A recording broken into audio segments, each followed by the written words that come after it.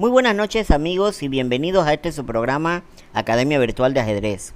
Les habla Jesús Osorio y la noche de hoy tenemos otro programa espectacular en compañía de dos jóvenes talentos del ajedrez panameño como lo son el niño Alejandro Amelunge y el jovencito Bruno Rodríguez de la provincia de Veraguas. Pero antes vamos a continuar con el estudio de nuestro temario sobre el tema de la clavada, que es un concepto que hemos mencionado en clases anteriores. Pues la clavada es una herramienta en el ajedrez en el cual con un movimiento inmovilizamos una pieza enemiga con el objetivo ya sea de mantenerla inmóvil o de capturarla. Por ejemplo, en esta posición las blancas pudieran jugar el movimiento torre G4 y se dice que el caballo que está en la casilla E4 se encuentra clavado, debido a que el mismo no puede moverse porque detrás de él se encuentra el rey, lo cual sería un movimiento ilegal. Véase que a todos los lugares donde lo podemos retirar, el caballo queda inmediatamente en una posición ilegal porque el rey queda en un jaque sin poderse cubrir. Ahora, si nosotros con las piezas negras retiramos el rey de la clavada, pues con las blancas podemos proceder a capturar el caballo sin ningún problema. Pero véase que no solamente la torre es la única que puede efectuar un movimiento de clavada.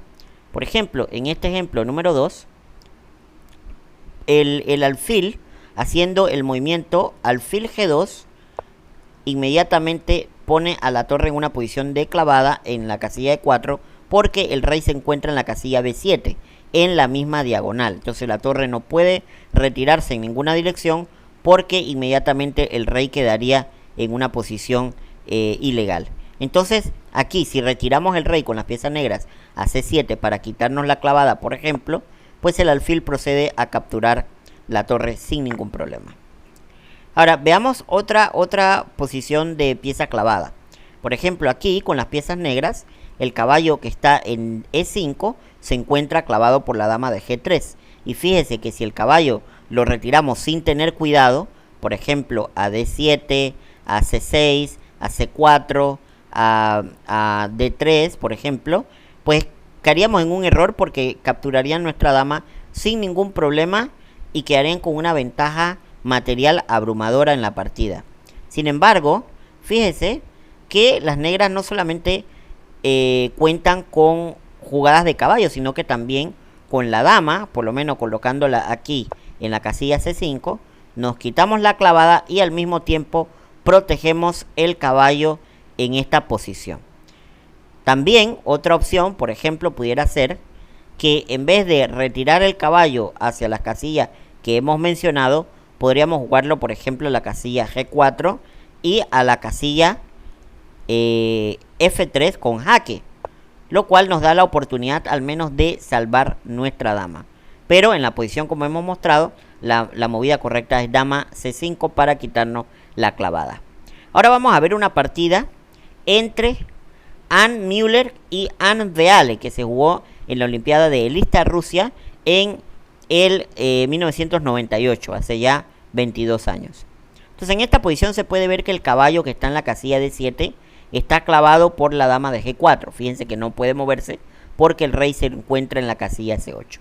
Entonces cuando una pieza está clavada, en principio, y el concepto que usamos es que debemos traer más piezas para seguirla atacando.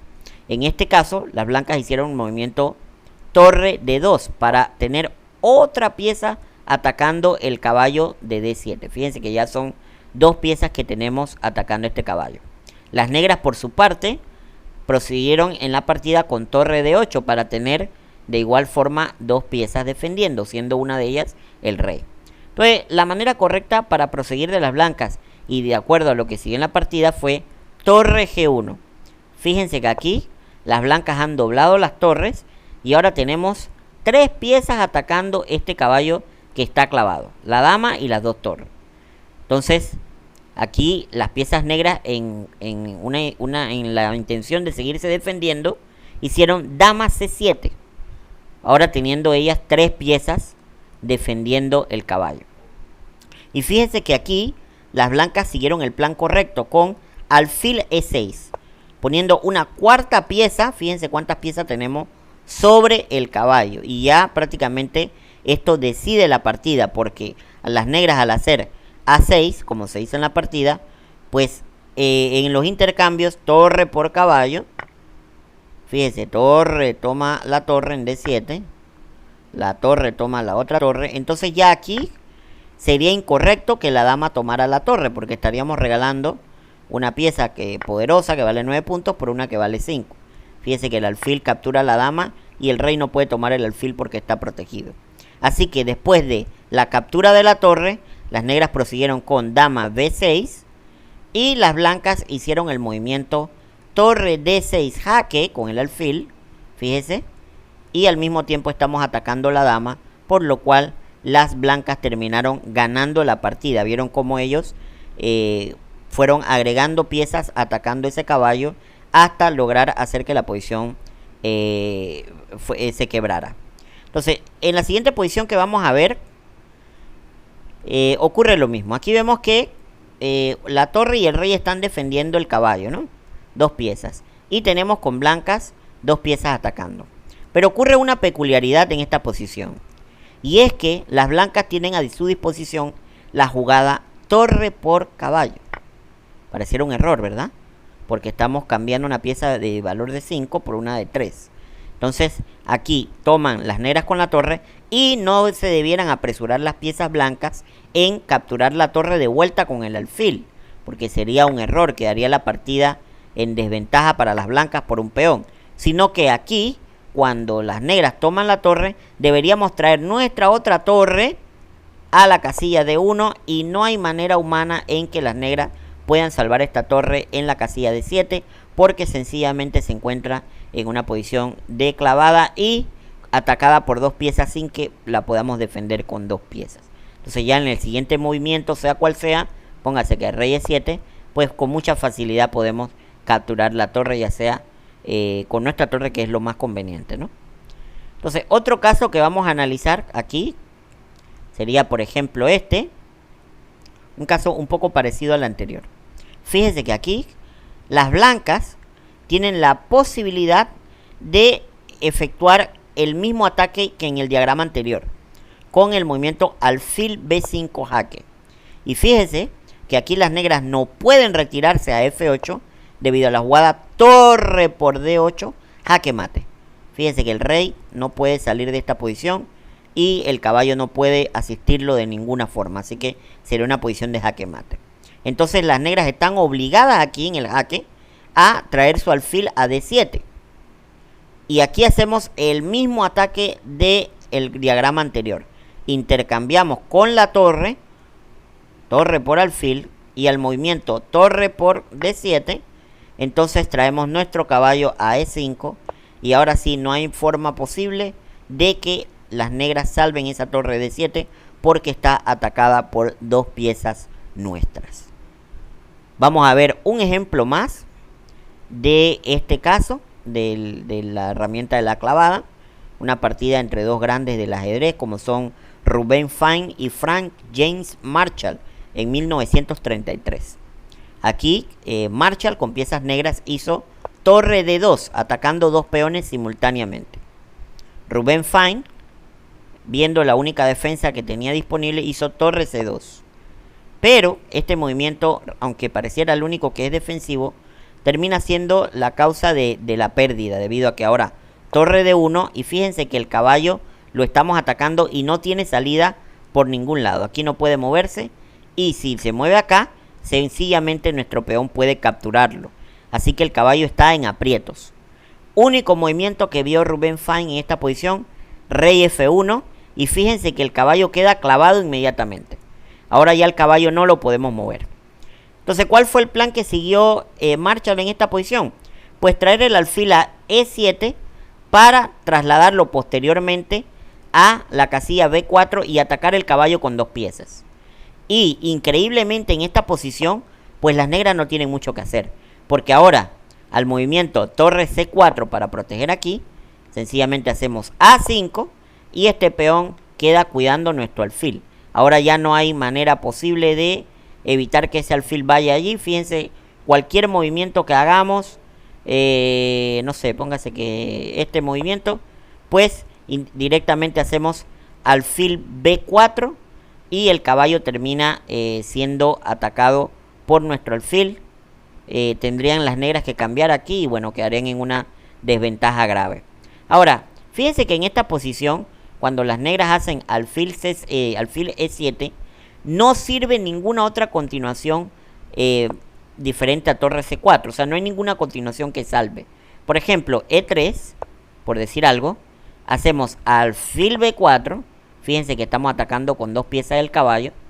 Las blancas pueden defender momentáneamente, pero esto la deja en una posición que no pueden mover ninguna pieza y nos deja libre para que nosotros vengamos con nuestro rey a hacer algunos ataques con nuestro rey en la parte final de la partida. Fíjense que aquí A3 mantenemos nuestro alfil ahí atacando el caballito que está clavado. No nos comemos ese peón porque liberaríamos las piezas blancas. H3, fíjense aquí, rey E5, y fíjense cómo nuestro rey poco a poco va avanzando. A4 aquí, y las negras A5. Poco a poco a las piezas blancas se les van acabando los movimientos. Fíjense cómo ya prácticamente no tienen opciones posibles. Y si hacen torre C2, por ejemplo, entonces torre jaque, rey G2, y con alfil B4 quedamos con una pieza de más en una posición bastante ventajosa. Fíjense que tampoco sirve en esta posición G4, por ejemplo, porque tomamos aquí H5 y tomamos acá, y este peón sencillamente sería la diferencia y terminaríamos o comiéndonos la pieza o coronando el peón. Así que bueno, este ha sido por el momento todo lo que vamos a ver sobre la clavada. En el próximo programa vamos a ver algunas partidas modelo muy interesantes acerca de este tema. Y por supuesto sobre el diagrama que vimos en que dejamos en la clase antepasada.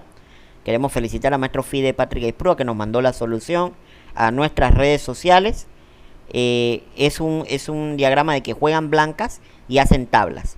Fíjense que cualquiera persona pensaría que, viendo que las negras van a traer su rey para esta posición, lo ideal sería también traer nuestro rey lo más posible, lo más pronto posible, a proteger nuestro peón, ¿verdad? Pero si hacemos algo como H6, aquí las negras, en vez de venir en esta dirección, siguen haciéndonos oposición. Y el rey sencillamente llega muy tarde a defender los peones. Fíjense que ya aquí el rey quedaría en una posición muy mal. Y después de que se capture el peón, por ejemplo, no podemos evitar que se haga la coronación del peón de las negras. Así que la solución, increíblemente, es rey H8. Una jugada brillante.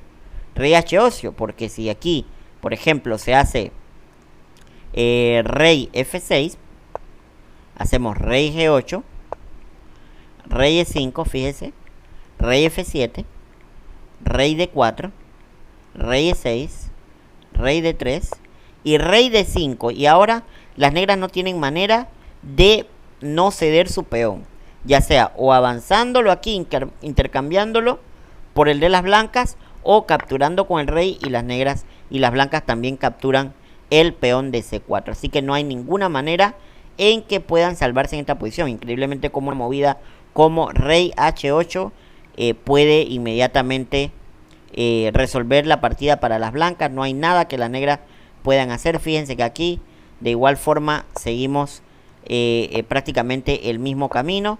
Rey D4 acá, y terminamos siempre en la casilla D5 para capturar el peón de las negras. Así que le mandamos la felicitación al maestro Patrick Esprúa, que resolvió el problema sin ningún impedimento en nuestras redes sociales. Aquí vamos a dejarle otro problema para que lo puedan resolver. Juegan las blancas y ganan, pero hay que tener mucho cuidadito ahí con esta posición, porque se pueden presentar algunos problemas. Pueden enviarnos la solución a nuestro Facebook Panama Chess Academy o a nuestro Instagram Pana Chess Academy, y con mucho gusto los estaremos mencionando en nuestro próximo programa. Queremos mandarle saludos a los chicos del Club Ajedrez La Chorrera, a Yair, a Edgar, a Raúl. También le mandamos saludos a todos los estudiantes de nuestra academia, a Adrián, a Eduardo, a Kirin, a todos los que reportan sintonía sábado tras sábado, y por supuesto a nuestros amigos de Plus Radio, que sábado a sábado transmiten nuestro programa en la emisora 88.9. Así que con esto nos vamos al primer cambio comercial y cuando estemos de vuelta tendremos a estos dos jóvenes talentos del ajedrez panameño en pantalla. No se nos vayan, que estamos de vuelta en breve.